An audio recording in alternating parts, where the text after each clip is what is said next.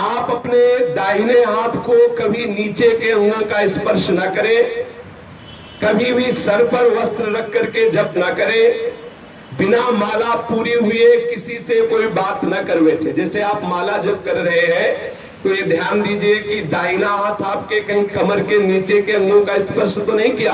अगर किया है तो आप हाथ धोइए रज लगा के और पवित्र होकर फिर माला में हाथ डालिए। अब तो आश्चर्य की बात है, माला भी चल रहा, लघु शंका भी कर रहे खड़े खड़े परिक्रमा में। देखा आपको सत्संग तो मिलता नहीं ना, माला भी चल रहा है और खड़े खड़े लघु शंका भी कर रहे। ऐसा नहीं, ये माला भगवत स्वरूप है। अगर लघु शंका आई है तो वहां लघु शंका करने के लिए सोचो जहां पहले आपको जल मिले, कोई पात्र रखो, उससे जल लो, पवित्र होकर आचमन करके फिर जप करो।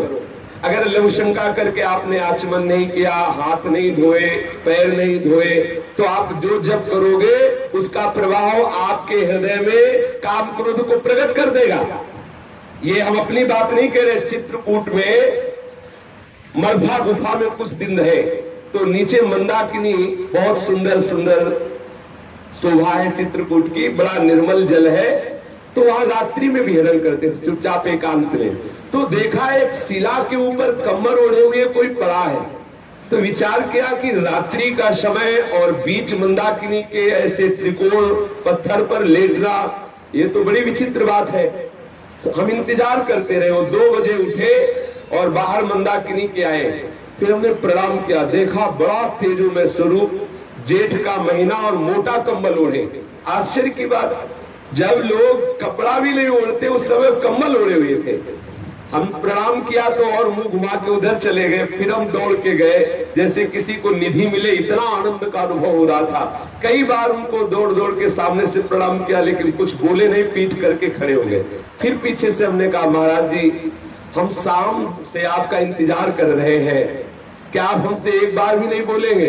अगर आप गुरुजन नहीं बोलेंगे तो हम जैसे अधमों का जीवन कैसे भगवत मार्ग में आगे बढ़ेगा? फिर वो बोले, उनकी दृष्टि पड़ी, इतना सुख मिला कि अब आपको क्या बताए। बड़ा आनंद का अनुभव हुआ, घबराहट सी एक अंदर हो रही थी, ऐसे सुख का अनुभव हो रहा। प्रणाम करके कहा, 1 मिनट महाराज जी बैठ जाइए, हम आपसे बात करना चाहते। वो बैठ गए कृपा करके। गले में तुलसी की कंठी थी, कोई तिलक नहीं था, एक लंगोटी थी और ऊपर से काला कंबल मोटा ओढ़े हुए थे। तेजोमय स्वरूप था, अस्थिमात्र शरीर था। प्रार्थना की कि महाराज जी आप हमारे कल्याण के लिए कृपा करके कुछ बोल दीजिए। बस अपनी तरफ से बोले थे कि जो तुम्हें गुरु मंत्र मिला है पवित्र अवस्था में उसका जप कीजिए। अगर अपवित्र अवस्था में जप करोगे तो काम वेदना प्रकट हो जाएगी और असहनशीलता आ जाएगी आपके हृदय में। हमने कहा मंत्र जपने पर भी? बोले हाँ, यदि अपवित्र अवस्था में मंत्र जपा जाएगा तो काम वेदना प्रकट हो जाएगी और असहनशीलता आ जाएगी, अर्थात क्रोध प्रकट हो जाएगा। यद्यपि हमने ये बात कहीं पढ़ी नहीं है लेकिन उन महापुरुष के मुख से सुना हुआ वेदों से भी ज्यादा प्रमाणित है, क्योंकि उनका जीवन इतना मंगलमय और पवित्र। जो पूज्य श्री राजेंद्र दास जी के यहाँ तबला बजाते हैं ना, वो युगल किशोर, वो भी उनको भी दर्शन कराए थे, वो भी देखा था उन संत को, उनसे पूछ लेना कितने तेजस्वी और तपस्वी महापुरुष थे। उन्होंने कहा कि यदि आप अपवित्र दिशा में गुरुमंत्र का जप करेंगे तो गुरुमंत्र आपके हृदय में काम वेदना प्रकट कर देगा और असहनशीलता आ जाएगी। इसलिए मंत्र जपने वाले को बहुत सावधान रहना चाहिए, सदैव पवित्र रहना चाहिए। लघु शंका करे तो जल का प्रयोग करे, शौच में जाए तो कमर के नीचे कम से कम स्नान जरूर करे, 2 बार तो पूरा स्नान करे, और अगर कई बार जाना पड़े, कोई रोग है तो कमर के नीचे जरूर। और सूती वस्त्र जितने भी धारण किए वो शौच के बाद उनको धोना चाहिए। ऐसे नहीं है कि आप सब कपड़ा पहन के गए, शौच हुए आए। बस कुछ लोग तो यहाँ दर्शन होता है ऐसे रज छूते हैं, ऐसे छू लिया और बस टोटी में ऐसा नहीं। कम से कम, जब बिल्कुल कम तो 7 बार बायां हाथ धोइए, फिर उसी बाएं हाथ से रज लेकर हाथ पैर में रज लगाकर धोइए पैर में, फिर दोनों हाथ मिला करके कम से कम 5 बार रज से धोइए। आप सोचेंगे कि ये तो नाली जाम करवा देंगे हमारे बाथरूम की। थोड़ा थोड़ा रज ले लीजिए। पहले अगर साबुन लगाना तो पहले रज के बाद साबुन मत लगाइए, रज परम पवित्र है। जितनी आप पवित्रता का निर्वाह करेंगे उतना ही आपके हृदय में मंत्र प्रकाशित होगा। जिसका शरीर अपवित्र है, मन पवित्र है, तो मंत्र कहाँ प्रकाशित होगा? इसलिए अपवित्र हाथ से कभी दाहिने हाथ को नीचे के अंगों का स्पर्श नहीं होने देना चाहिए। अगर करिए तो फिर रज लगा के धोइए। और कभी सर पे वस्त्र रख करके मंत्र नहीं जपना चाहिए। मंत्र जपते समय सर खाली होना चाहिए। और बिना माला पूरी हुए कोई भी आवश्यक बात हो तो भी नहीं करना चाहिए। यदि आपको बहुत आवश्यक हुआ और आप बोल दिए तो फिर आपको पहले 1-2 बार कीर्तन करना चाहिए। फिर जहां से माला का रोका था वहां से नाम जप कीजिए, वहां से मंत्र जप कीजिए।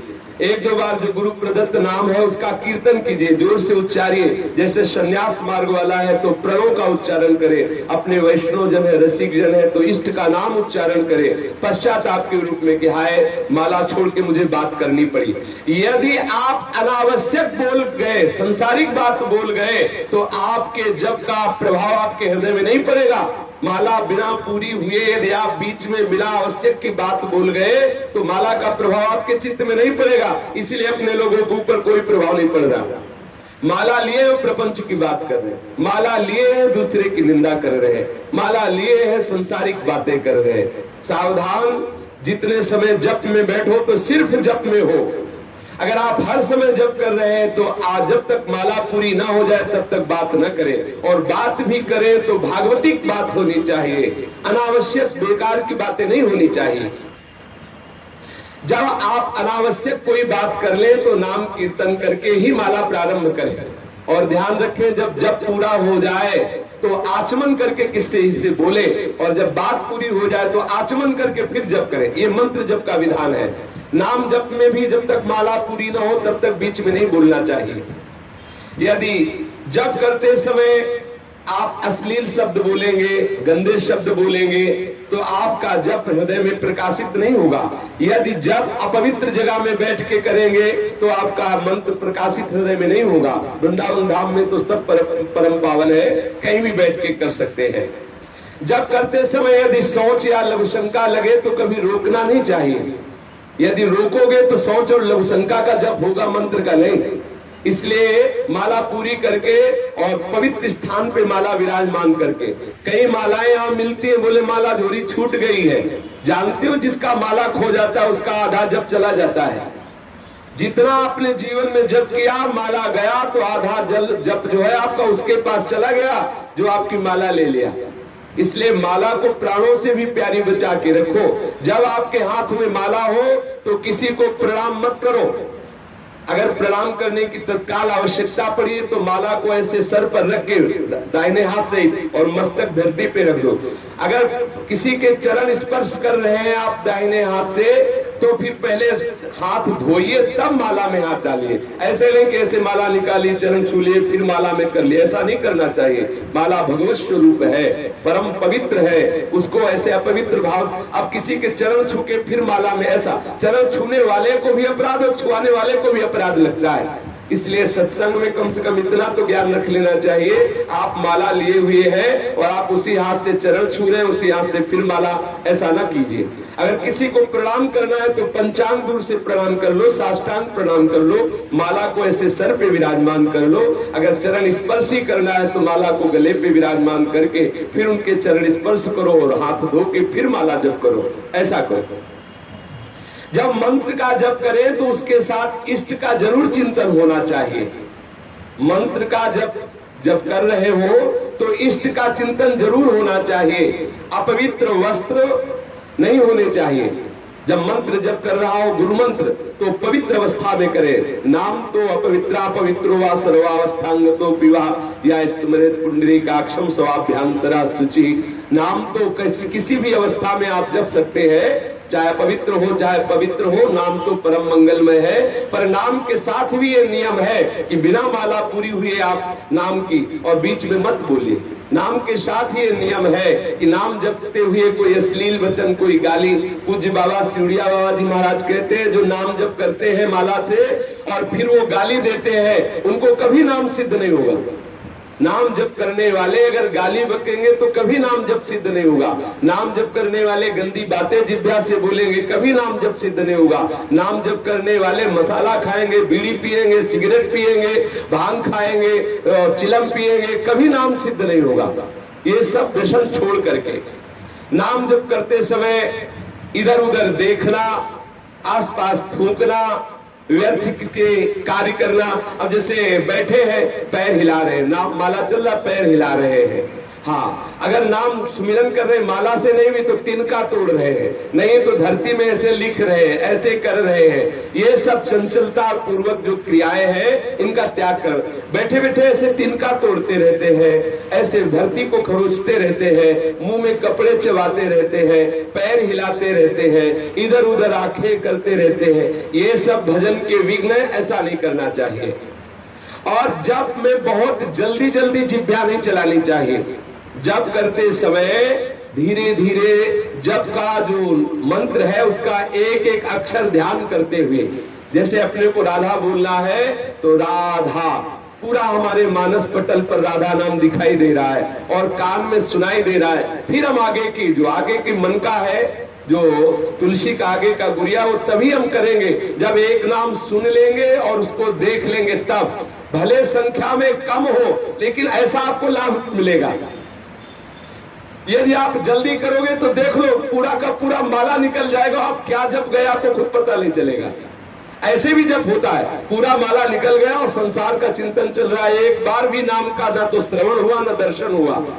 इसलिए जप में जल्दीबाजी ना करे, धीरे धीरे जप करे, ऐसे मानो आपके नेत्रों के सामने लिखा हो, भले थोड़ा जप हो, आप इसकी चिंता न करें। इस तरह जप करने से आपके हृदय में बहुत बड़ा प्रभाव पड़ेगा, मन चंचलता शून्य हो जाएगा।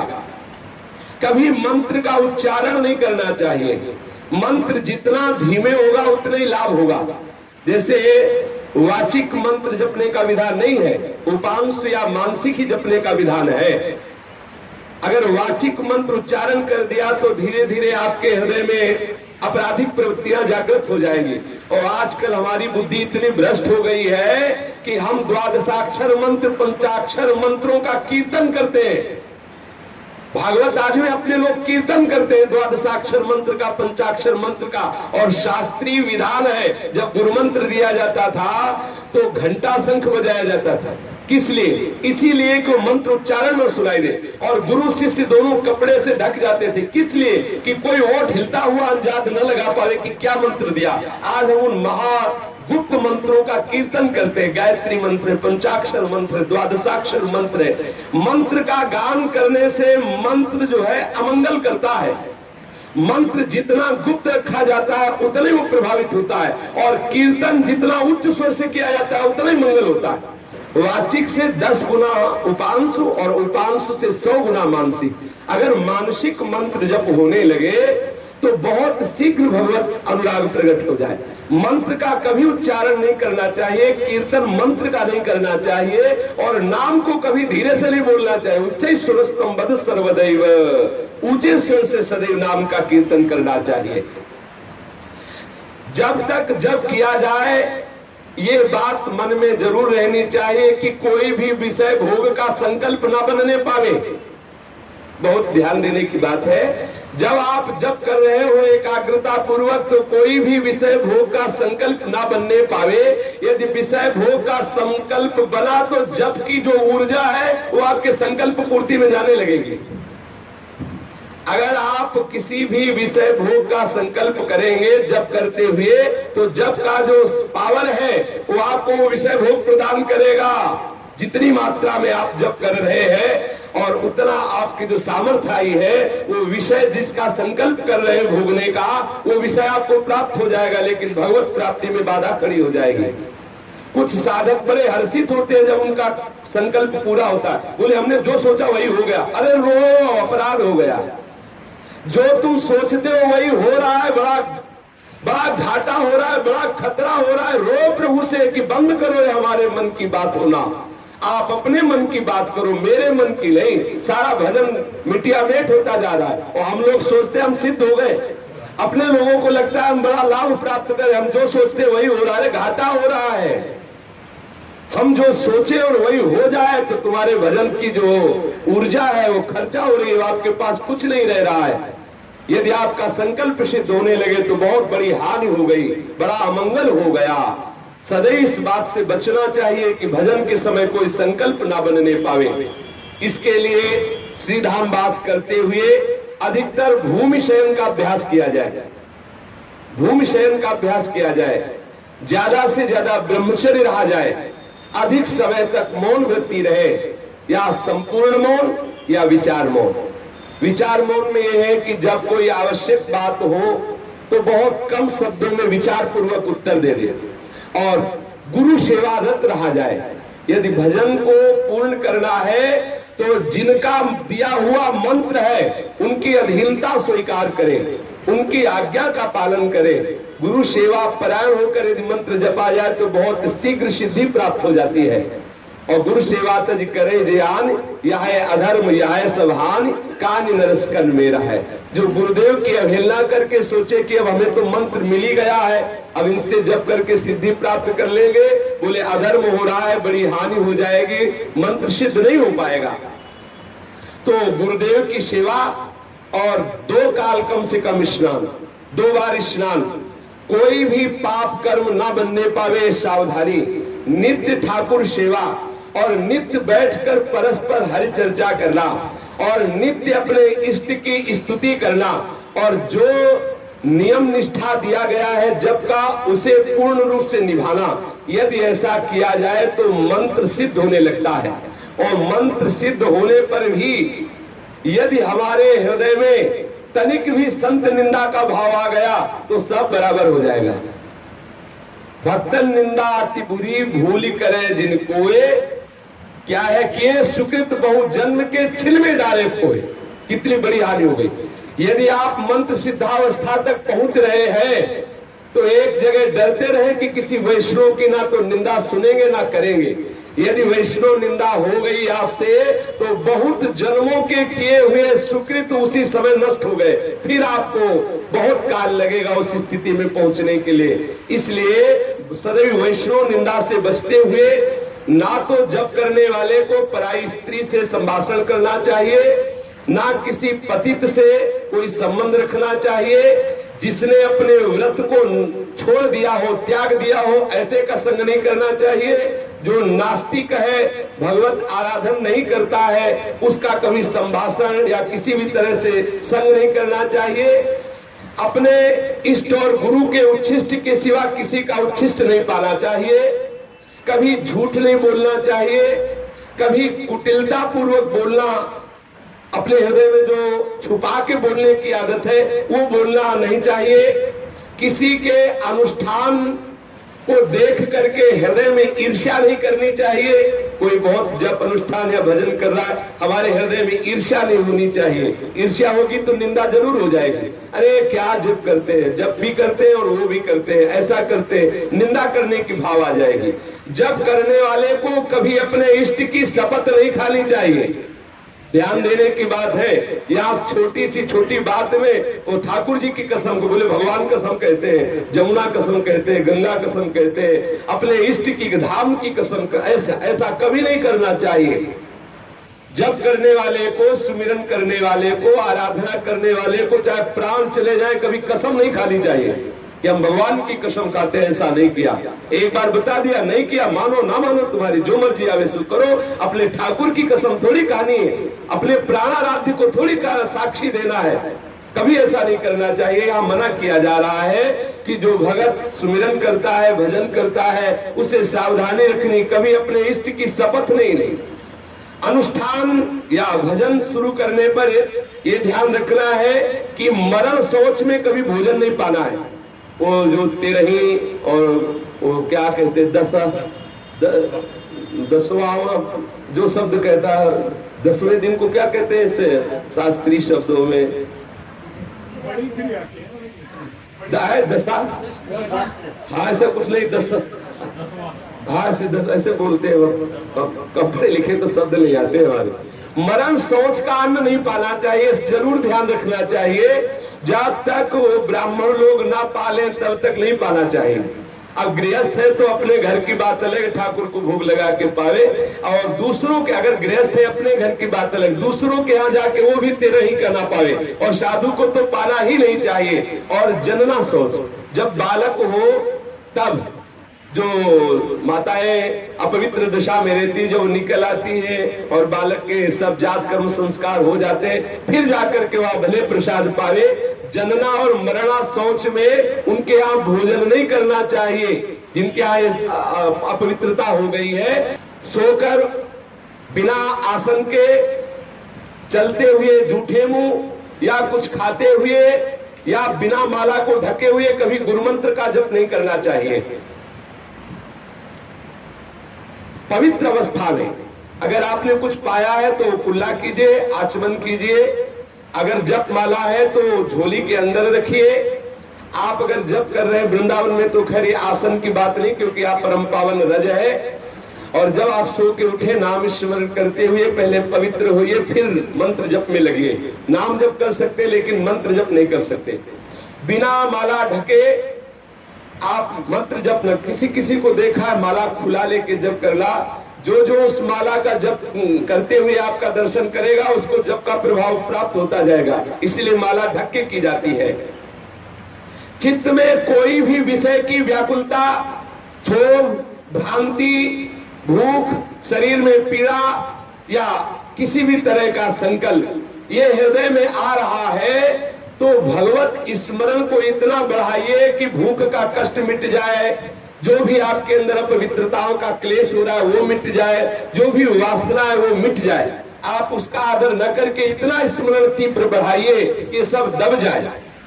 जूता पहने हुए या पैर फैला के ऐसे पैर के ऊपर पैर चढ़ा के कभी मंत्र जप नहीं करना चाहिए। जूता पहनकर कभी गुरु मंत्र जप नहीं करना चाहिए।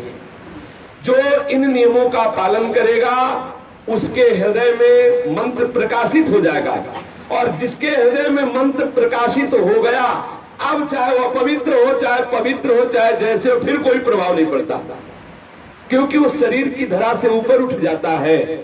जब मंत्र प्रकाशित हो जाता है तो मन बुद्धि चित्त अहंकार सब मंत्र में हो जाते हैं।